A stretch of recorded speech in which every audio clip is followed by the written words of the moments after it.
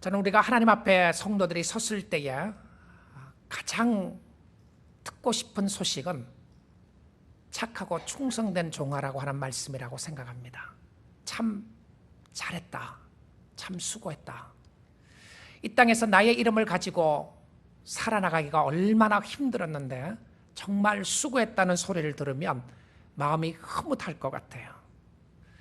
이새의 아들 다윗을 만나니 하나님의 마음에 합했다라고 되어 있습니다. 다윗을 만났더니 마음에 쏙 들었다고 하는 표현이었습니다. 다윗은 하나님을 사랑했던 사람이었고요. 다윗은 예배하는 사람이었습니다. 다윗의 삶 속에 하나님을 향한, 하나님께 향한 뜨거운 열정과 은혜를 가지고 하나님을 섬겼습니다. 다윗은 하나님을 예배했다고 하는 것은 다윗이 온전하다고 하는 의미가 아니었습니다. 다윗은 죄가 없었다는 의미가 아니었고, 다윗은 실수와 실패에도 불구하고 하나님 앞에 나아갈 수 있는 축복의 사람이었습니다. 다윗의 삶 속에 힘들고 어려운 사건들이 많이 있었습니다. 그는 그의 삶 가운데 참으로 간음하게 되는 역사도 있었고요. 실수와 실패하는 여러 가지 일들도 있었고, 하나님의 마음을 아프게 하는 여러 가지 사건들이 있었습니다. 그의 자녀들도 다윗을 배신하는, 또 다윗이 배신당하는 그런 여러 가지 어려움과 힘든 일을 겪었음에도 불구하고 그의 삶 속에 꾸준하게 나타났던 모습은 무엇이었냐면 하나님을 예배하는 자세였습니다. 하나님께 가까이 가고자 하는 열정을 가지고 있었다는 것이었습니다. 그 다윗의 마음속에 어느 날 너무나도 힘들고 어려운 순간들을 겪어가게 됩니다. 그리고 하나님에 대하여 서운하게 생각했고요. 하나님에 대하여 불평하기 시작하고 하나님에 대하여 화가 나기 시작했습니다. 어떤 때였냐면 하나님 앞에 헌신하고 난 이후였습니다. 여러분, 성도들이 그런 모습이 있을 때가 있지 않나요? 주를 위하여 내가 열심히 살았는데, 주님을 위하여 열심히 헌신하고 봉사하고 수고하고 살았는데 나중에 얻어지는 것이 이것밖에 없는가 생각을 하면 하나님에 대하여 서운하고 하나님에 대하여 가슴 아플 때가 있지 않습니까? 그 상황 속에 다윗의 삶을 반전시키는 역사가 있었고요. 그 일이 있고 난 이후에 다윗은 다시 한번 하나님 앞에 나아가 찬양하며 예배하는 모습을 보여주고 있습니다. 오늘 이 말씀을 통하여 다윗을 통하여 보는 예배 회복이라고 하는 주제로 또 말씀으로 생각해 보기를 원합니다. 다윗은 이제 이스라엘의 왕이 되었습니다. 그는 이스라엘의 왕이 되고 난 이후에 하나님께서 그에게 많은 축복을 주었음을 그는 생각하게 되었습니다. 그는 광야 생활을 이제 청산하고 하나님이 주시는 축복 가운데 이스라엘의 왕이 되었는데 그에게 소원이 하나가 있었어요. 내가 이렇게 왕으로 잘 살고 있는데 가만 생각해 보니까 없었던 것이 하나가 있었어요. 그것이 무엇이냐면 바로 법궤였습니다.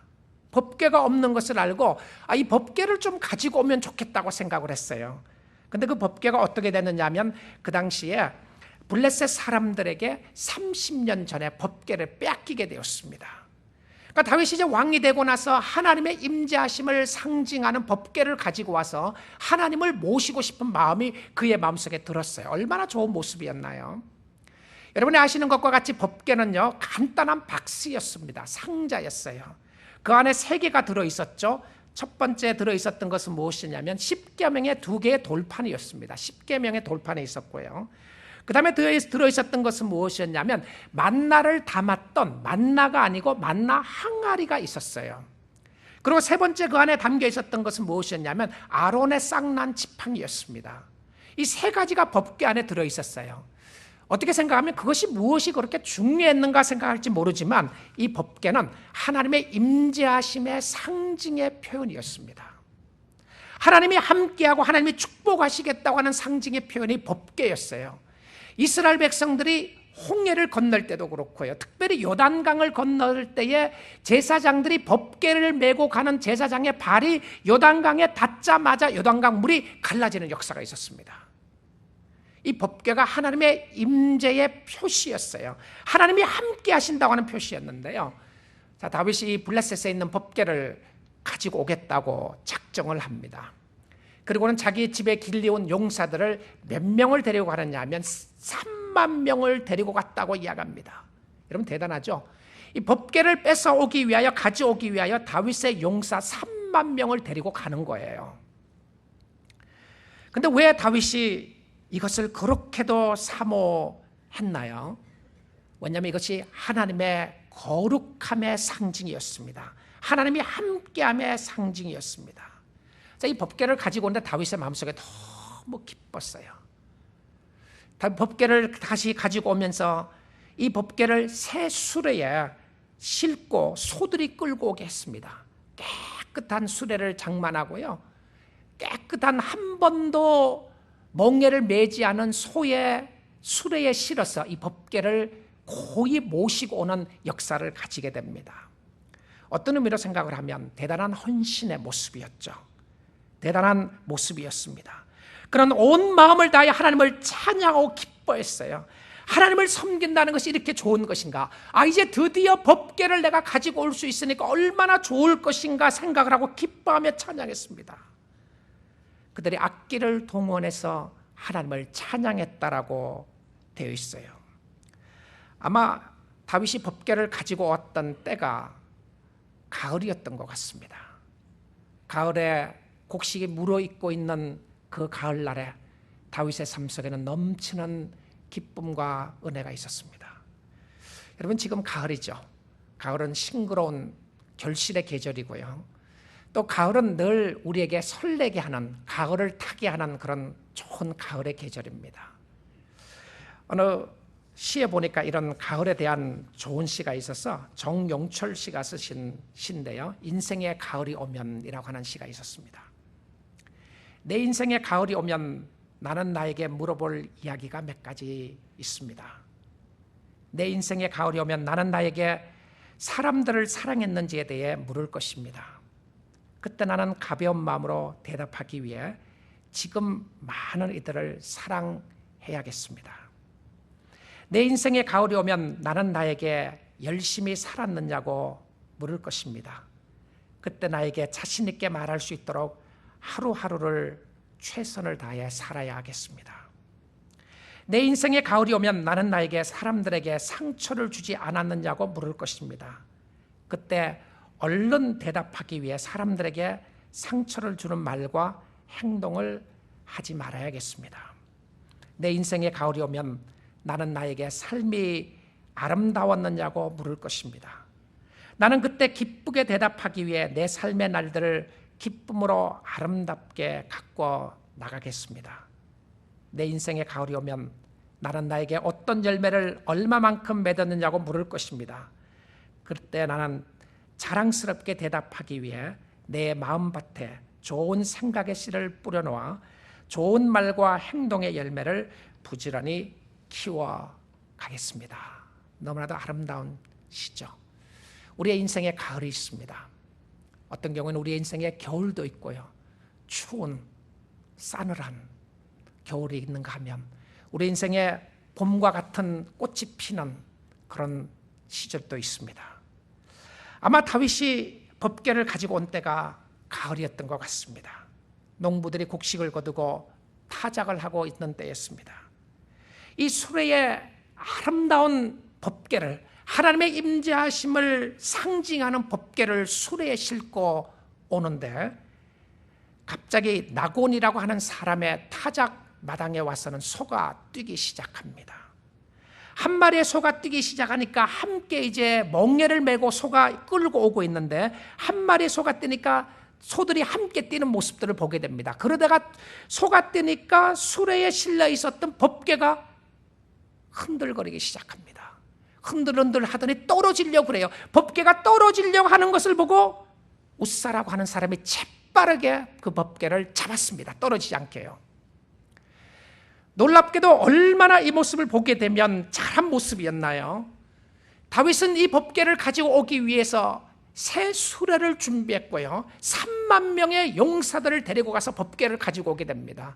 그러다가 갑자기 소가 뛰는 바람에 웃사라고 하는 사람이 법궤를 붙잡았는데 하나님은 웃사를 칭찬하는 모습이 하나도 없습니다. 하나님은 다윗을 칭찬하는 모습이 하나도 없고 웃사가 그 자리에서 직사하여 죽게 됩니다.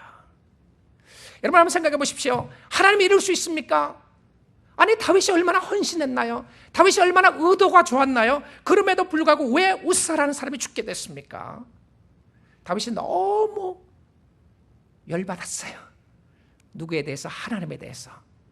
하나님에 대해서 화가 나서 어떻게 하느냐 하면 가지고 오다가 그 법궤를 두고 그냥 왕궁으로 돌아오게 됩니다. 그 법궤를 어디에 두느냐 하면 이 말씀 가운데 보니까 오벳 에돔이라고 하는 사람의 법궤를 두었다라고 이야기합니다. 아마 이 모습을 보게 되면 다윗의 마음속에 얼마나 분통이 터졌는지, 얼마나 화가 났는지 이해할 수 없는 모습 가운데 다윗이 있었던 것을 보게 됩니다. 그래서 좋은 의도로 가지고 오려고 그러다가 어려움을 당하게 되고 나서 다윗은 법궤를 포기하고 집으로 돌아오는 모습을 보게 됩니다. 여러분, 우리가 주님을 섬기면서 때때로는 주님 앞에 화가 날 때 있지 않나요? 하나님 이룰 수 있습니까? 내가 주를 위하여 열심히 섬기고 봉사하고 헌신했는데 이룰 수 있습니까? 라는 모습이 들지 않나요? 여러분, 어떤 경우는 우리가 이런 생각을 합니다. 내가 좋은 의도로 했다고 하는 말을 씁니다. 좋은 의도였다. 사실은 교회는, 성도들은 다 좋은 의도로 합니다. 좋은 의도로 했다고 하는 그 좋은 의도를 가지고 자기의 행동을 다 정당화하게 시킬 수가 있어요.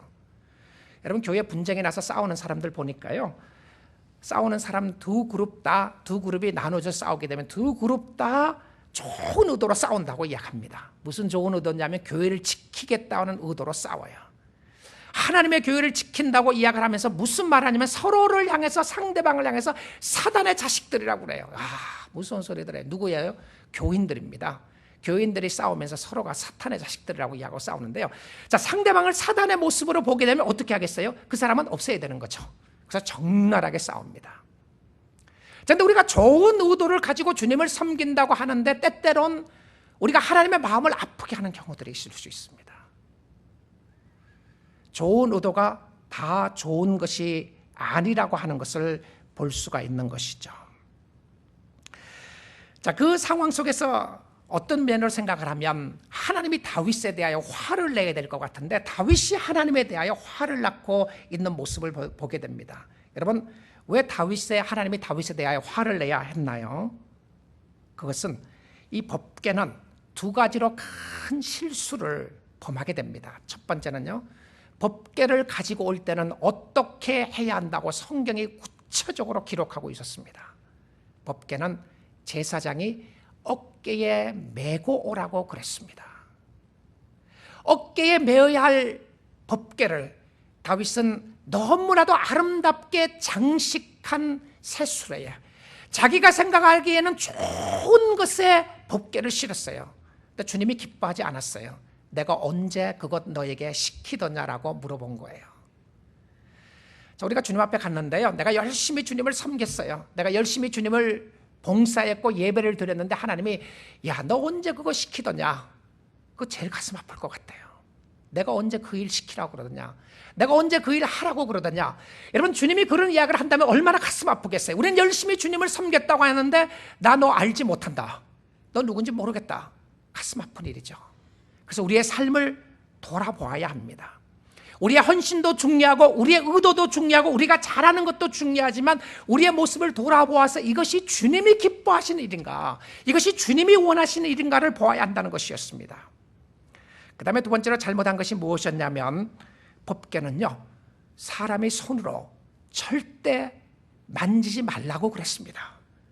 성경은 이야기하기를 법궤를 만지게 되면, 손으로 만지게 되면 죽을 것이라고 그랬어요. 그래서 법궤를 만졌다가 죽게 된 것이었습니다. 하나님의 방법대로, 하나님이 원하시는 방법대로 했어야 됐던 것이었습니다. 자기 생각대로가 아니었습니다. 당시에 최신식 기술이 되는 수레로 법궤를 운반했습니다. 스스로 보호하겠다고 생각했던 모습이었던 것이죠. 우사가 죽게 된 것에 대하여 유진 피터슨 교수는 이렇게 이야기를 했습니다. 그는 주제넘게 하나님을 관리하고자 하는 마음이 있었다라고 그랬어요. 이 유진 피터슨의 성경의 해석의 모습이었죠. 이 말은 그가 이야기하기를 하나님이 임재하는 것을 상징하는데 자기가 하나님을 상자에 넣고 관리하겠다는 생각을 한 것이었습니다. 세상 오물이 묻지 않도록 떨어지지 않도록 하나님을 지킬 책임이 자기에게 있는 것으로 착각한 것이었습니다라고 이야기를 했습니다. 실질적으로 이 마음속에, 우사의 마음속에 그런 마음이 있었는지는 알지 못합니다. 왜냐하면 이것은 해석에 불과했기 때문에 그렇습니다. 그러나 분명한 사실은 무엇이었냐면 법궤는 손으로 만지지 못하도록 했던 것이었습니다. 여러분, 우사를 한번 생각해 보십시오. 우사가 얼마나 좋은 의도가 있었나요? 그렇지 않습니까? 법궤가 떨어지려고 할 때 그가 막았으니까. 좋은 의도로 법궤를 막았음에도 불구하고 그것이 주님이 기뻐한 일이 아니었다는 것입니다. 우리가 좋은 의도로 주님을 섬긴다고 하는 그것이 하나님의 말씀에 어긋나게 되고 하나님의 말씀대로 따라가지 않으면 우리의 삶 속에 어려움을 주게 되는 모습들을 보여주고 있는 것이었습니다. 자기 방법대로, 자기의 편한 방법대로 생각대로 하면 위험한 것입니다. 다윗이 어떻게 찬양할 수 있는 역사가 있게 되었나요? 이 문제를 어떻게 해결했습니까? 다윗이 이 사건을 통하여 나중에 깨달은 것이 있었어요. 그 깨달은 모습을 역대상 15장에 이렇게 설명을 합니다. 역대상 15장 2절과 13절인데요. 2절에 다윗이 이르되 레위 사람 외에는 하나님의 궤를 맬 수 없나니, 자, 일이 있고 난 이후에 하는 소리입니다. 맬 수 없나니, 하나님의 궤를 맬 수 없나니 이는 여호와께서 그들을 택하사 여호와의 궤를 메고 영원히 그를 섬기게 하셨습니다 하고 라고 되어 있습니다. 그리고 13절에는 이렇게 되어 있습니다. 전에는 너희가 매지 아니하였으므로, 지금 이 상황을 설명하는 거예요. 우리 하나님 여호와께서 우리를 찢으셨으니 이는 우리가 규례대로 그에게 구하지 아니하였음이니라 라고 되어 있습니다. 사랑하는 성도 여러분, 법궤는 어깨에 메어야 했습니다. 어깨에 메어야 하는 번거로움이 있어도 그렇게 했어야 했습니다. 주님은 우리로 하여금 예배하는 방법을 가르쳐 주시고요, 예배자로 어떻게 서야 할지를 말씀해 주셨습니다. 하나님 앞에 예배하러 오는 자는 예수 그리스도의 보혈의 피를 의지하고 그 보혈의 공로를 의지하여 주께 나오는 길이라고 이야기를 하고 있습니다. 나의 방법, 나의 생각대로 예배하는 것이 아니라 오직 예수 그리스도의 은혜와 축복을 가지고 예배해야 됨을 설명해 주고 있는 모습이었습니다. 하나님의 일은 하나님의 방법대로였습니다. 그냥 열심히 해, just do it, 그냥 섬기면 되는 것이 아니었습니다. 하나님을 섬김에 있어서는 하나님의 방법과 하나님의 생각이 중요했던 것을 보게 됩니다. 사랑하는 성도 여러분, 아무리 어리석게 보여도 하나님의 방법은 생명의 방법입니다. 누구든지 주 예수를 믿으면 구원을 얻을 것이라고 이야기를 하셨고요, 우리의 삶 가운데 어리석게 보이는 모습이 있다고 할지라도 우리의 방법이 아니라 예수 그리스도를 통해서 하나님께 갈 수 있는 유일한 방법을 우리에게 주셨기 때문에 그렇습니다. 하나님이 우리를 은혜의 모습으로 인도해 주시고 우리로 하여금 예배의 모습으로 인도하시는 것은 우리의 눈을 고쳐 주님을 바라보기 위한 모습이었던 것을 보게 됩니다. 여러분, 예배의 회복은요, 우리가 이 땅에 살아나가는 동안 여러 가지 힘들고 어려움을 당하게 되잖아요. 오늘 아침 시간에도 여러분 다니엘서 7장을 공부하시게 되었을 텐데요, 다니엘서 7장에 보게 되면 그런 모습이 있죠. 다니엘이 환상을 봅니다. 내 짐승에 관한 환상을 보게 되죠. 내 짐승에 관한 환상은 앞으로 될 일에 대한 일들을 미리 다니엘에게 보여주었어요. 그 내 짐승에 대한 환상을 보고 나서 다니엘이 너무너무 힘들었습니다. 왜냐하면 다니엘이 생각했던 것은 70년 동안 포로로 잡혀가고 난 이후에 그것이 해결이 되면 육신적인 포로의 해방이 가장 중요하게 생각했어요. 그런데 하나님은, 그의 관심은 육신적으로 해방되는 것보다 더 중요했던 것은 영적인 해방이었습니다. 우리가 이 땅에서 어떻게 잘 살아나가느냐보다 더 중요했던 것은 우리가 이 땅에 살아난 동안 우리의 영혼이 하나님을 바라보는 것이었고 하나님을 의지하고 하나님을 섬기는 것이 더 중요했던 것을 보여주고 있습니다. 그런데 다니엘이 보았던 세상적인 모습은요, 한 나라가 일어나면 그 다음 나라가 망하고 그 다음 나라가 망하고 하는 계속해서 반복되는 모습을 보여주잖아요. 다니엘이 생각할 때는 바벨론이 너무 강한 강대국이었습니다. 바벨론만 없으면 편할 것 같았어요. 근데 바벨론이 없어지니까 메데파사가 바벨론을 치게 되고요, 메데파사가 끝나고 나니까 헬라가 치게 되고, 헬라가 끝나고 나니까 로마가 치게 되는 그런 여러 가지 어려움의 연속이었습니다. 근데 놀라운 모습이 무엇이었죠? 그 어려움의 연속 속에 하나님은 다니엘의 눈을 고쳐서 천국으로 향하도록 만들었습니다. 하나님을 보게 하고요, 어린 양 대신 예수 그리스도를 바라보게 하고 인자 같은 일을 보도록 하면서 천국을 보도록 했어요. 우리가 이 땅에 살아나가는 동안 여러 가지 힘들고 어려운 일을 당할 때에 하나님은 우리로 하여금 하나님께 눈을 고정시키기를 원하고 하나님을 바라보도록 하기를 원하는 것을 보게 됩니다. 천국을 보니까 어땠어요? 세상에 너무나도 큰 환난과 어려움 가운데서도 눈을 고쳐서 천국을 보니까 거기에 기쁨이 있었고 감사가 있었고 찬양이 있었어요. 예배라고 하는 것은요, 하나님을 보는 훈련입니다. 하나님을 만나는 것이고요, 하나님께 나아가는 것입니다. 근데 하나님께서 우리에게 예배를 주실 때 하나님의 방법으로 주셨는데, 그 방법이, 유일한 방법이 예수 그리스도의 보혈의 피의 공로였습니다. 우리에게 어떤 힘과 우리에게 어떤 노력이 있는 것이 아니고요, 우리에게 가진 어떤 무엇을 가지고 주님을 기쁘시게 하는 것이 아니라 하나님의 방법대로 하나님의 마음을 가지고 나아가는 것이 더 중요했음을 보게 됩니다. 너희가 올 때에 참으로 하나님의 마음을 가지고 오기를 주님이 원하셨던 것을 보게 됩니다. 자, 근데 여기서 생각할 것이 하나가 있어요. 우사는 죽었는데 다윗은 왜 죽지 않았냐는 것입니다. 그렇지 않아요? 우사는 법궤를 만지다가 죽었는데 다윗은 왜 법궤를 수레에 실었음에도 불구하고 다윗은 죽지 않았는가? 왜 주위의 사람들은 죽었는데 다윗은 죽지 않았는가? 여기의 모습은, 다윗은 하나님에 대하여 늘 관계를 가지고 있었습니다. 관계가 있었기에 때때론 다윗이 화를 냈어도 하나님이 봐주셨어요. 이것은 놀라운 우리의 삶 속에 그런 어떤 진리의 모습을 가르쳐주고 있는데요, 우리가 하나님과의 관계에 있다고 하는 것은 우리의 삶 속에 기쁠 때 기뻐하고 슬플 때 슬퍼하고 어려울 때 어려워할 수 있습니다. 근데 중요한 것은 무엇이냐면 이 하나님을 바라보는 것이고 이 하나님께 나아가는 것이 중요했어요.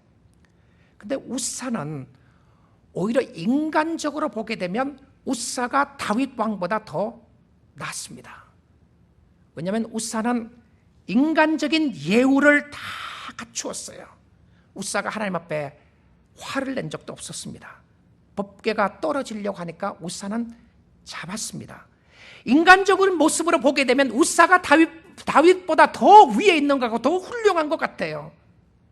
그러나 그가 생각하는 하나님은 예의를 갖추어야 하는 하나님이었고 자기가 보호해야 하는 하나님으로 생각했던 것이었습니다. 하나님은 우리의 보호가 필요한 사람이 아닙니다. 하나님은 우리의 관리가 필요한 사람이 아니었습니다. 하나님은 내 방법대로 내가 원하는 대로 상자에 들어놓고 아름답게 내가 원하는 방법대로 섬길 수 있는 그런 하나님이 아니었습니다. 그런 하나님과 관계가 없었습니다. 우사는 자기의 방법으로 종교적인 예의를 갖추었습니다. 만일 다윗이 종교적인 직무를 수행하거나 예식을 하는 것이었다면 그는 엄숙하게 예의를 지키며 뚜벅뚜벅 걸어가며 하나님 앞에 예의를 지켜야 했었을 것입니다. 그러나 그는 직무 수행을 한 것이 아니었습니다. 그는 살아계신 하나님께 반응을 했습니다. 그 하나님께 감사의 표시를 하고 찬양을 했습니다. 그 하나님의 이름을 높였고요, 그 하나님의 이름을 높이면서 그는 춤을 추며 찬양하기 시작합니다. 오벳에돔에 있었던 그 법궤를 다시 가져오겠다고 생각을 하게 됩니다. 그때 다윗이 깨닫게 됐어요. 법궤는 어떻게 운반해야 될 것을 깨닫게 되었습니다. 그래서 제사장을 모시고 갔어요.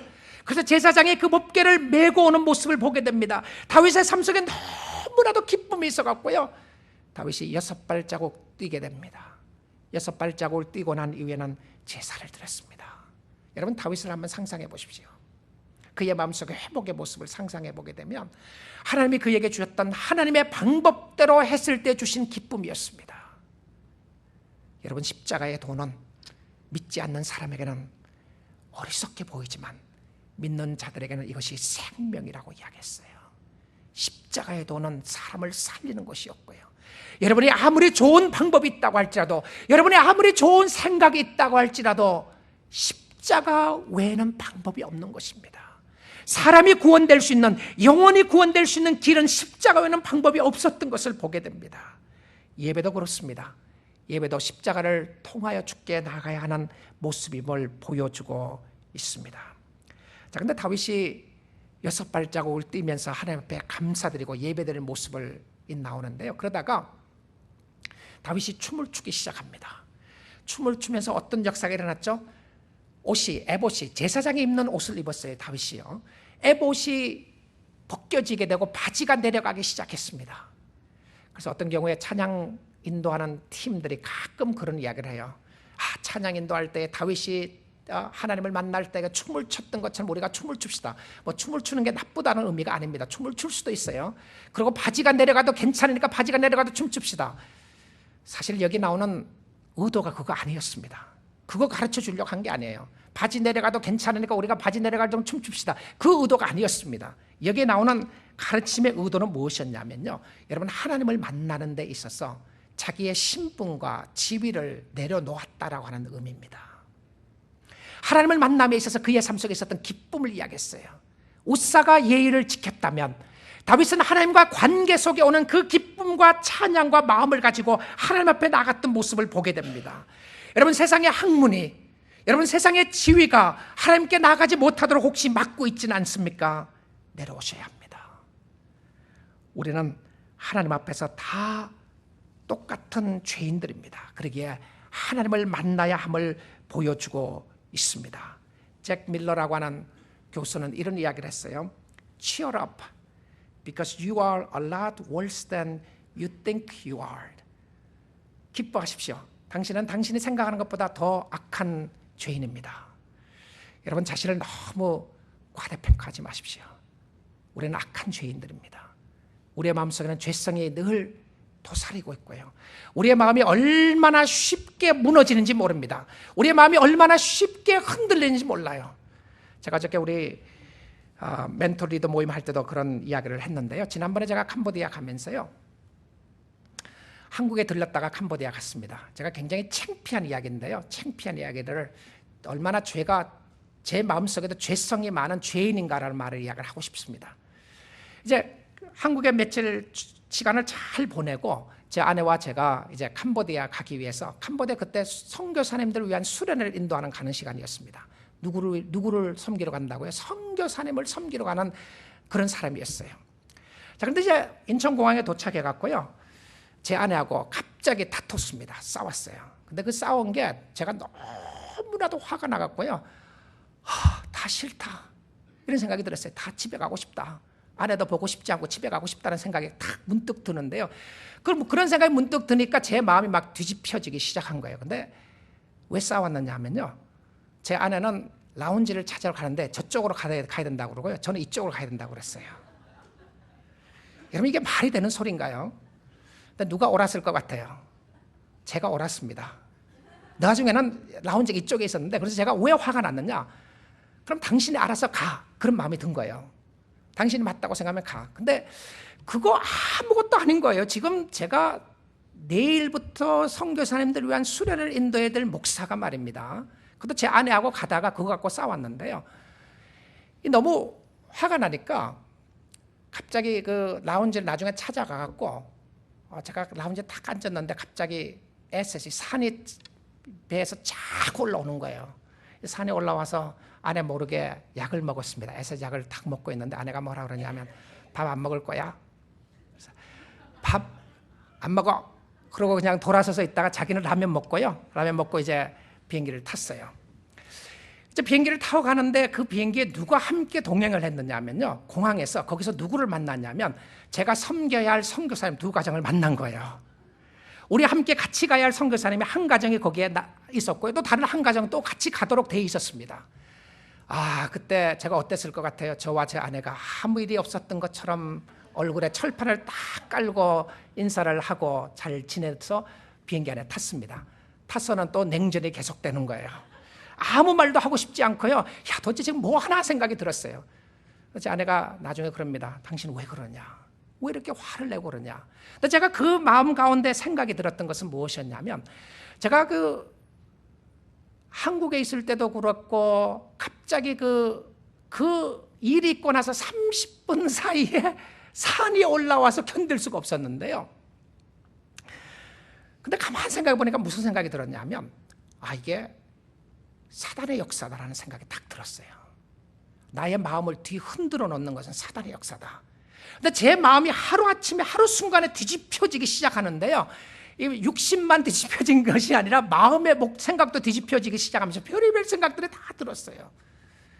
근데 이 사단의 역사라고 하는 생각이 딱 드니까 이건 싸워서 이겨야 된다는 생각이 들었습니다. 누구하고 싸우는가요? 대상이 제 아내가 아니었습니다. 와이프가 아니었죠. 사단이었던 거죠. 그럼 둘이서 대항해서 사단과 싸워야 되잖아요. 근데 사단과 싸우는 방법을 어떻게 해야 되는지 아십니까? 제가 솔직하게 제 아내에게 잘못을 고백하는 것이었습니다. 그래서 아내에게 정말 이번에 내가 잘못했어. 내가 이렇게 화를 낸 것은 정말 잘못된 거야. 그랬더니 아내가 도저히 이해할 수 없다는 듯이 이야기했어요. 도대체 왜 그랬느냐고, 무엇 때문에 그랬는가. 가만 생각해 보니까요, 왜 그랬는지 모르겠어요. 왜 그랬는지. 여러분, 어떨 때 분노가 났어요. 우리의 마음이 뒤집혀질 때에 왜 그런지 모르게 뒤집혀지잖아요. 근데 물론 이유가 있죠. 근데 그 조그만한 이유 때문에 생각과 마음이 뒤집혀지면서 어려워지는 모습들을 보게 됩니다. 근데 주님이 보여주신 것은, 야, 너 별 것 없어. 너 뭐 그래갖고 선교사를 섬기러 간다고. 제가 거기 가서 뭐 하기로 됐는지 아십니까? 피스메이커를 가르치게 돼 있었습니다. 우리 교회에서 피스메이커를 가르치는 제가 그런 갈등 속에 휩싸이도록 한 거예요. 근데 솔직하게 고백하고 나서 하나님이 저의 마음속에 평안을 주시고 제 아내의 마음속에 평안을 주시는데요, 그 평안을 주시는 마음도 순식간에 마음을 하나님이 싹 바꿔주셨어요. 놀라운 모습이죠. 이렇게 우리의 마음이 연약하고 약한 것인가를 보여주었습니다. 잭 밀러 목사님이 이야기한 것처럼 cheer up because you are a lot worse than you think you are. 당신이 생각하는 것보다 당신은 훨씬 더 악한 사람입니다. 그 다음에 두 번째 그는 이야기했어요. cheer up because God's grace is a lot greater than you could ever imagine. 하나님의 은혜는 당신이 생각하는 것보다 상상하는 것보다 크다고 이야기하셨어요.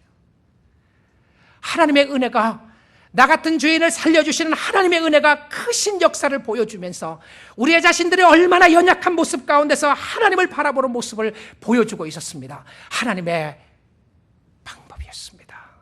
하나님의 모습이었어요. 하나님의 방법대로 나아갈 때에 우리의 삶 속에 놀라운 회복의 역사가 일어날 수 있었던 것을 보게 됩니다. 사랑하는 성도 여러분, 예배를 통하여 하나님을 만날 수 있도록 예배 가운데 나올 수 있기를 원합니다. 예수 그리스도의 보혈의 공로를 의지하여 주님 의지하십시오. 여러분의 의가 아니었습니다. 여러분의 방법이 아니었어요. 때때로는 여러분 좋은 의도로 한다고 하는 것이 다른 사람들의 마음을 아프게 하고 하나님의 영광을 가리고 성도들을 어렵게 한 일은 없었습니까? 저는 여러분의 좋은 의도가 잘못됐다고 이야기하는 것이 아닙니다. 하나님 앞에 예의를 갖춘다는 이유 때문에 하나님 앞에 나가지 못하고 있지는 않습니까? 바로 그것 내려놓지 못하기 때문에 하나님의 앞에 예배드리지 못하고 있지는 않습니까? 여러분의 마음을 자유롭게 하시고요, 여러분의 마음의 죄악된 모습을 내려놓으시고 주님을 의지할 수 있기를 주님의 이름으로 축원드립니다. 주님을 만나는 것보다 더 중요한 것이 어디에 있겠습니까? 여러분의 신분과 지위를 내려놓는다고 할지라도 여러분의 죄악된 마음은 죄악된 마음 때문에 가슴을 아프게 하고요, 굳게 하는 그 마음을 내려놓고 주님을 맞이할 수 있다면 그것보다 더 귀한 것이 어디에 있겠습니까? 하나님의 방법이었습니다. 말씀 대신 예수님이 임마누엘, 하나님으로 우리와 함께 계시고 있습니다. 하나님의 방법대로 섬기십시오. 주위의 사람들에게 물어보십시오. 여러분이 행복해질 수 있는 길이 무엇이냐고요? 그것은 주님과 함께 동행하는 것이었습니다. 주님의 임재하심 가운데 뛰어노는 모습이었습니다. 이제는 상자 속에 하나님을 가둬두지 마시고 하나님이 하나님 되시도록 내어놓을 수 있기를 원합니다. 말씀으로 이 땅에 오셔서 우리와 함께 하시고 우리를 축복하시고 우리와 동행하시는 예수 그리스도가 함께하고 있습니다. 이 하나님을 하나님으로 모시고 사는 자는 구약시대에 법궤를 두는 것과 같은 모습이었습니다. 하나님을 중심으로 두고 사는 사람은 축복받은 사람이었고 행복한 사람이었습니다.